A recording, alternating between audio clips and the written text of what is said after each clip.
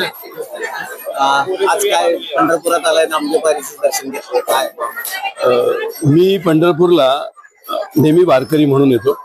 माझ्याकडे चौथी पिढी वारी आहे. त्यामुळे स्वाभाविकपणे पंढरपूरला अधिक महिन्यात येणं हे काहीतरी जन्मोजन्मीचं पुण्य आहे असं आम्ही समजतो. त्यामुळे स्वाभाविकपणे पंढरनाथाच्या दर्शनाला आलो आहे आणि पंढरनाथाचं दर्शन अधिक महिना असल्यामुळे भरपूर भाविकांची प्रचंड गर्दी आहे.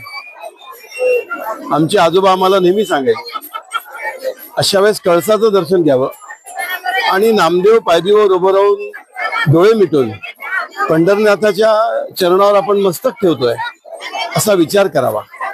आणि मी या निमित्ताने सर्व सार्वजनिक जीवनात जगणाऱ्या लोकांना आवाहन करू इच्छितो की नामदेव पायरीवरचं दर्शन हे सुद्धा फार पुण्यप्रद दर्शन आहे आणि ते सगळ्यांनी घेतलं पाहिजे. त्याचा जो सुख आहे, त्याचा जो अनुभव आहे, त्याचा जो आनंद आहे तो आज मी घेतलाय.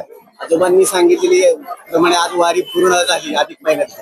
आज अधिक महिन्याची वारी पूर्ण होत आली. कळसाचं दर्शन झालंय, नामदेव पायरीवर येणं झालंय, चोखोबाचं दर्शन झालंय आणि डोळे मिटले की पंढरनाथाचं दर्शन झालं.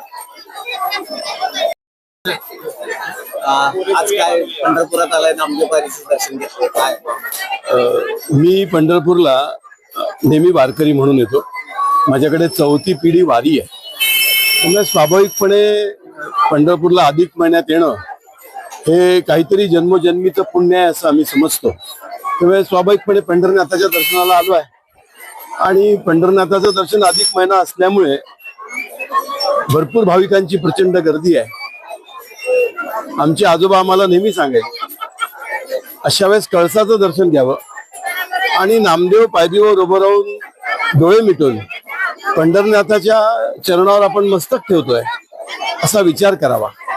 आणि मी या निमित्ताने सर्व सार्वजनिक जीवनात जगणाऱ्या लोकांना आवाहन करू इच्छितो की नामदेव पायरीवरचं दर्शन